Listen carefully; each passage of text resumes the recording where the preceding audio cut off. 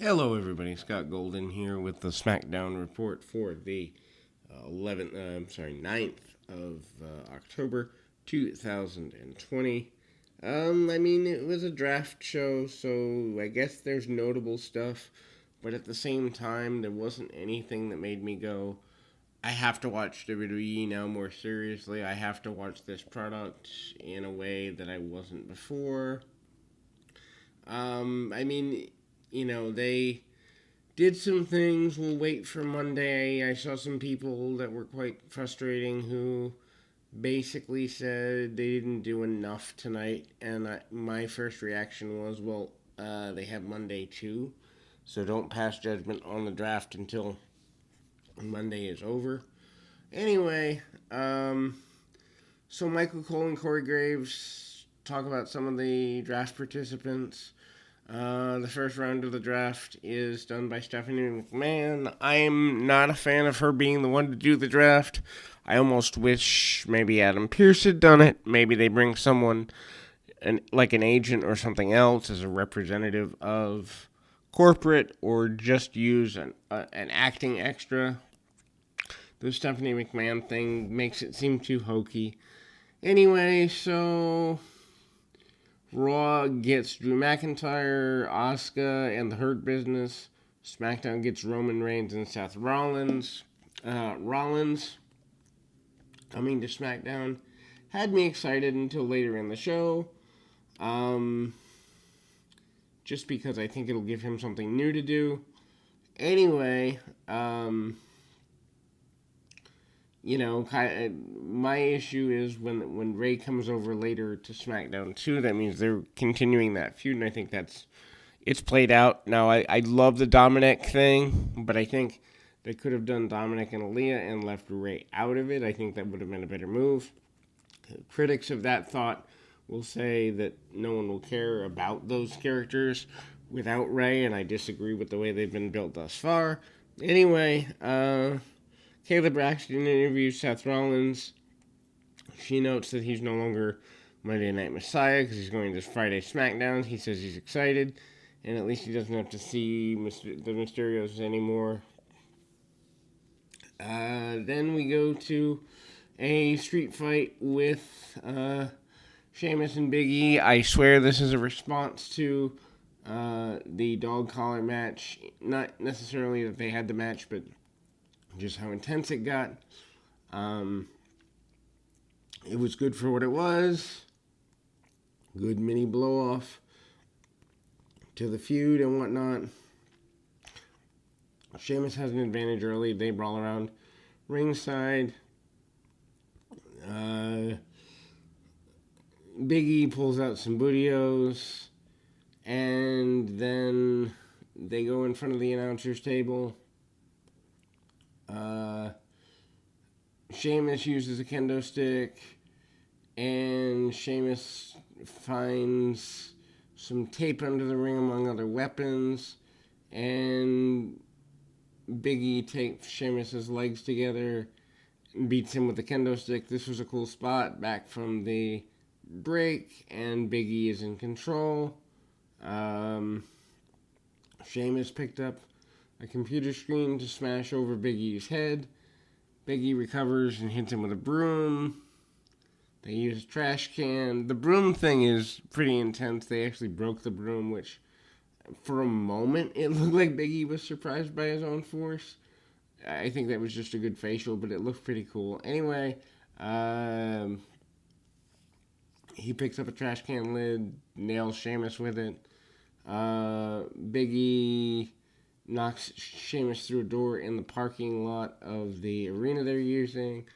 And Big E continues to beat Sheamus around the parking lot, and Sheamus uses a tire iron. He regains control.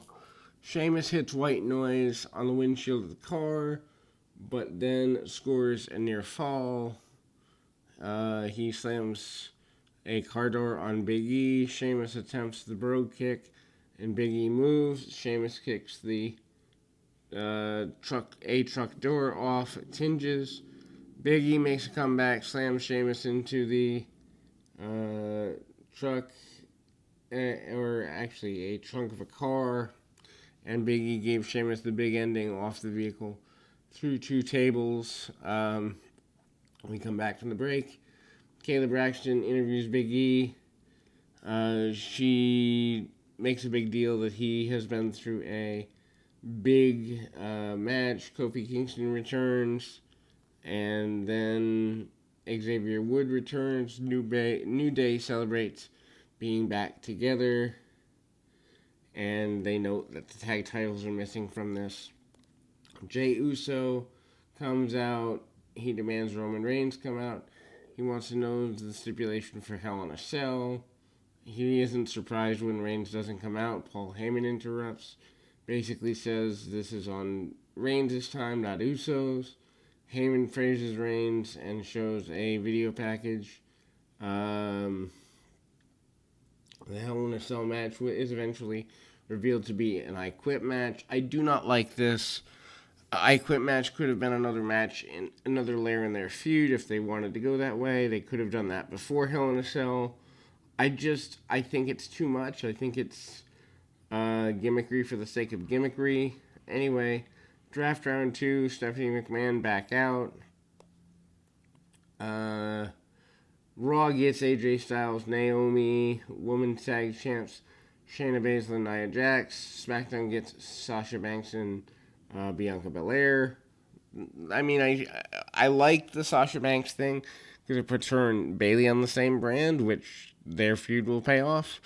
The AJ Styles thing could be good if they were, serious about maybe doing something with AJ over the next little while. Maybe AJ and Drew McIntyre could be good. Naomi, I don't really care either way because she's been an afterthought for so long. So Styles does an interview from home, says he should have been a first-round pick. He's happy he doesn't have to be around Zayn and Hardy anymore. Matt Riddle and Jeff Hardy, there we go, defeat Miz and Morrison. Not a bad match. Michael Cole points out that Riddle and Hardy agreed to be partners after talking on Twitter. I hate when they do this. Like, your angles for your television show on international television should not take place on social media. If you want to maybe admit that, people are talking about things on social media, that's fine. But your superstar shouldn't be so attention-seeking that they're looking to form angles on the internet. Anyway, the good guys have the early advantage. They go nuts on the heels. Hardy does the poetry in motion off Riddle's back, and Riddle jumps off Hardy's back and hits a dive onto the bad guys at ringside. Back from the break, the heels are in control. Morrison hits a standing shooting star press for near fall. Riddle gets a hot tag, and then he hits a Broton and a German suplex on Miz for near fall of his own. Hardy hits Twist of Fate on Morrison. Miz throws Hardy out of the ring. Riddle catches Miz with a knee and the Bro Derek for the win. I actually think this could be a really interesting way to get Matt Riddle over. And then I could see a heel turn, I don't know, maybe in time for Mania, maybe in time for SummerSlam. Like, ride with it as long as you can. And then Hardy turns heel on Matt Riddle as the new big thing. They won't do it, but I think it's pretty cool. Anyway, Lars Sullivan comes back.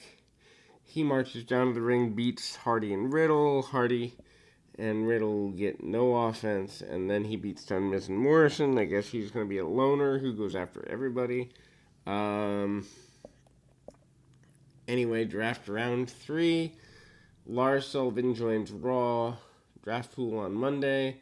Raw gets Ricochet, Mandy Rose, and the Miz and John Morrison. SmackDown gets Jey Uso and Dominic Mysterio. Rey and Dominic going to SmackDown is a big thing, I guess. SmackDown Women's Champion Sasha and Bailey. They don't really do much of a match. It's more of a setup for a larger match, presumably at the pay-per-view. I'm sorry, my breathing isn't liking me today. Anyway, so despite the finish, they kind of do a blow off. They do the best they can. Cole notes that Eddie Guerrero is one of Sasha Banks' heroes, and today would have been his 53rd birthday. Cole points out that Bailey brings a chair that she used to injure Banks rather. So, I mean, they basically do Banks jumping Bailey at the bell. Banks attempts the Banks statement. Bailey rolls out. Banks ends up on Bailey's shoulders, but rolls into an arm drag. Banks applies the Banks statement. Bailey gets to the ropes. Bailey grabs a chair and hits Banks for the disqualification. Post-match, the beatdown continues. Banks hits Bailey and puts the head in the chair. She's stomping it.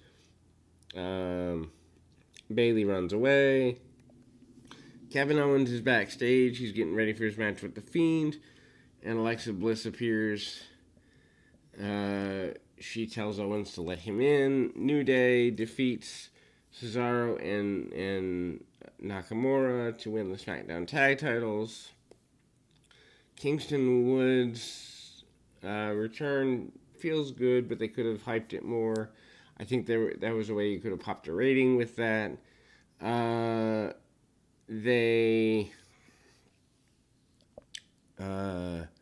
match is good, and then Woods starts the match against Cesaro. Woods had been out of action for nearly a year with an injury. Woods fight back and nails Cesaro with several shots. Back from the break, heels are in control. And DDT from the ropes on Nakamura for a near fall. Kingston gets a hot tag and gives Cesaro a hip toss from the apron to the floor. Kingston hits a DDT off the ropes to the floor. Well, they like going to the floor today a lot, I guess. Kingston attempts to dive. Cesaro catches him. Hits a giant swing. Nakamura tries the Kinshasa, but gets in trouble instead. Hits Trouble in Paradise on Cesaro. Does Kingston. Nakamura attempts a reverse exploded suplex, but he hits an SOS for the finish on Nakamura, and Woods hits an elbow drop off the top rope for the win. Round 4 of the draft, SmackDown Tag Champs New Day, Kofi, Xavier, and go to Raw. Dana Brooke stays on Raw, and Angel Garza stays on Raw. SmackDown gets Big E and Otis. Obviously, big story is the splitting up of the New Day. Big E stays on SmackDown, which I hope means a Big E Roman Reigns feud is in the future. All the guys on New Day are upset by this. Woods and Kingston are taking the tag titles with them to Raw. Who knows what that means? Maybe the Street Profits go to SmackDown, which could be interesting. Otis and Tucker go over the legal terms of the court case and Miz and Morrison. Otis points out that he got drafted to SmackDown. Tucker won't be part of the draft. Tucker doesn't want to worry about that right now. He hopes Miz drops the lawsuit because he's going to Raw. Otis gets another letter, says they're delaying the court case. They recap the Sasha and Bailey match from earlier. Banks calls Bailey a coward, challenges her to Hell in a Cell at the next pay-per-view. Banks promises to win the SmackDown tag title, or SmackDown women's title, rather. It's the only thing that matters to her. That's the belief that Sasha has. The Fiend defeats Kevin Owens. Not the best match. Underselling by the Fiend, and Owens gets an early advantage and takes over. Fiend does take over quickly. Owens tries a super kick. Fiend catches the leg and slams Owens right on his face. Fiend catches Owens with a headbutt. Owens comes off the ropes. It's not that big a deal, but it is here. Needless to say, this is, not the best of situations. Bottom line, Fiend ends up getting over on this. It's ugly, it's awkward, and it's a match that, if they're going further with the feud, very few people are going to care. Anyway, that's SmackDown for last night. Not bad for the draft, but again, it's nothing that makes me want to go out of my way to watch. So, we'll be back with more action right after this.